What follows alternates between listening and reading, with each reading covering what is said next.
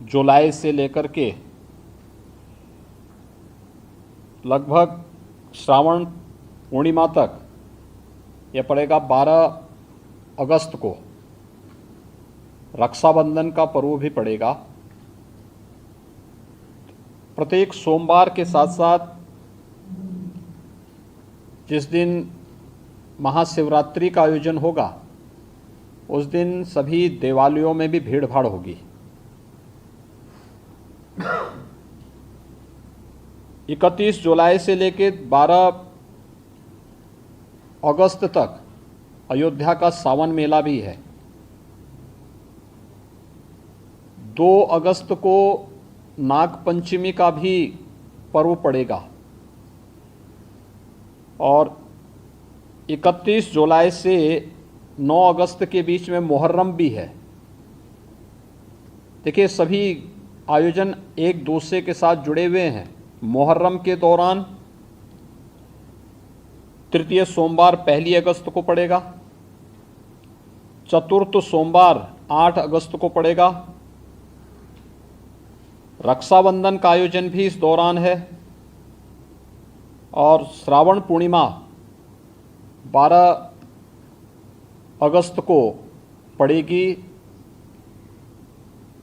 ये नागपंचमी, रक्षाबंधन और जो 2 सोमवार भी इस दौरान पड़ेंगे। इस दिशा से इसकी कार्य योजना बनाने के लिए जो हम लोगों ने धर्मगुरुओं के साथ संवाद बनाने की कार्रवाई को विभिन्न अवसरों पर अपनाया है, उसको हम पहले से ही तैयारी कर लें और बहुत सारे जनपदों ने इस पर अपना कार्य प्रारंभ भी किया है। और मुझे लगता है कि हमें इसको एक निरंतरता देनी चाहिए। संवाद बनाने में कोई भी किसी भी प्रकार की कोई समस्या नहीं होनी चाहिए। ये निचले स्तर पर, कहीं पर थाना स्तर पर पीस कमेटी की मीटिंगों के माध्यम से और थानाध्यक्षों के और अन्य जो हमारे इंस्पेक्टर, सब इंस्पेक्टर हैं, इनके माध्यम से भी कुछ धर्मगुरुओं के साथ, पुजारियों के साथ या अन्य जो मौलवी हैं, उन सब के साथ हम लोगों को संवाद बनाने में कोई भी संकोच नहीं होना चाहिए। समाज के जो मानिंद हैं, अलग अलग तबके के, उन लोगों के साथ भी संवाद बनाने में हमें किसी भी प्रकार का कोई संकोच नहीं होना चाहिए। दूसरा, उससे ऊपर भी जो हमारा सर्किल है या ज्वाइंट मजिस्ट्रेट हैं, उनके माध्यम से भी, या जो उप जिलाधिकारीगण हैं, ये लोग भी संवाद बनाएं, अच्छा होगा। अलग अलग धर्मगुरुओं के साथ, समाज के मानिंदों के साथ में, जिनकी समाज में अपनी एक पकड़ होती है, जनप्रतिनिधियों के साथ संवाद बनाना, उनकी गतिविधियों पर भी निगाह रखना, नज़र रखना। ऐसे ही जो एडिशनल एसपी और एडीएम स्तर के अधिकारी हैं, वे लोग भी अपने इस कार्यक्रम को करें और जनपद स्तर पर जिलाधिकारी और पुलिस अधीक्षकों को भी संवाद के इस कार्यक्रम को आगे बढ़ाना होगा।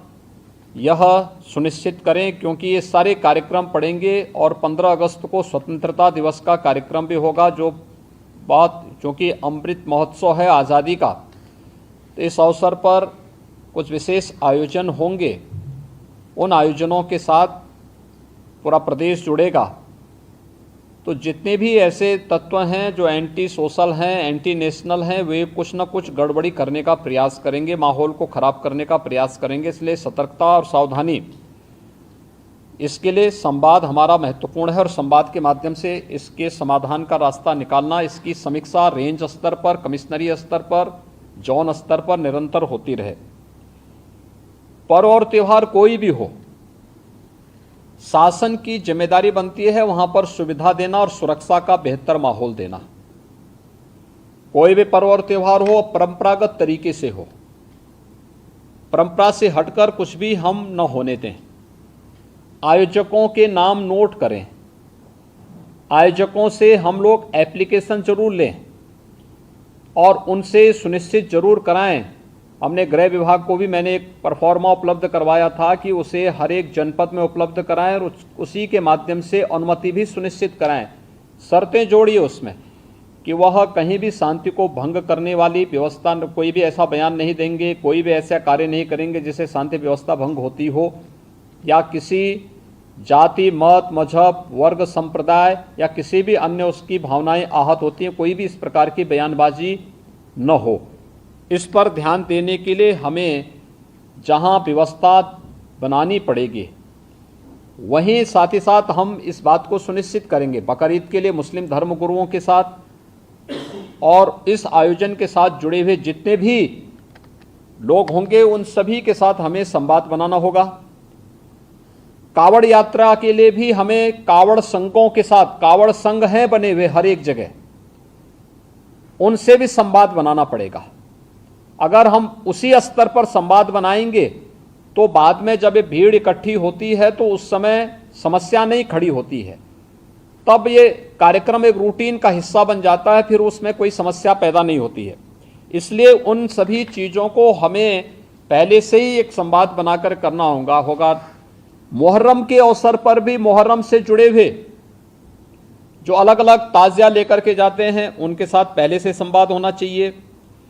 कहीं भी कावड़ यात्रियों का और मुहर्रम के जुलूस आपस में टकराने की नौबत ना आने पाए, इसके लिए पहले से रूट तैयार कर लेना, पहले से सुनिश्चित करना कि किसी की भावनाएं आहत भी न हो और दोनों कार्यक्रम संपन्न हो जाएं, परंपरा का उल्लंघन भी कहीं न हो, इस बात को सुनिश्चित करेंगे और इस पर हम लोग पहले से ही ध्यान देंगे जिससे कहीं भी कोई बात न हो। दूसरा, नगर विकास के द्वारा और पंचायती राज विभाग के द्वारा स्वच्छता को, सैनिटाइजेशन को जहां प्राथमिकता के आधार पर आगे बढ़ाना होगा, वैसे भी संचारी रोग नियंत्रण का एक कार्यक्रम 1 जुलाई से चल रहा है। स्वच्छता, सैनिटाइजेशन उसका प्रमुख पार्ट है। इसको हम विशेष रूप से एक अभियान के रूप में लें। बकरीद के दिन कुर्बानी जहां होगी वह सार्वजनिक स्थल नहीं होगा, जो निर्धारित स्थल और पहले से चली आ रही वहीं पर होगा। हम सुनिश्चित करें कि यह स्थान कोई सड़क, कोई चौराहा या कोई ऐसा सार्वजनिक पार्क या कोई ऐसा स्थल न हो जहां को लेकर के अनावश्यक विवाद हो। और कुर्बानी के बाद जो भी वहां पर सॉलिड वेस्ट पड़ा हो उन सबको निस्तारण करने की भी व्यवस्था की जानी चाहिए, चाहे वह आयोजक करें, चाहे वह नगर निकाय या पंचायती राज विभाग से जुड़े हुए लोग करें। इस व्यवस्था को पहले से सुनिश्चित होना चाहिए कि कुर्बानी के तत्काल बाद उसकी सफाई की व्यवस्था भी हो जाए जिससे गंदगी न होने पाए और वह जो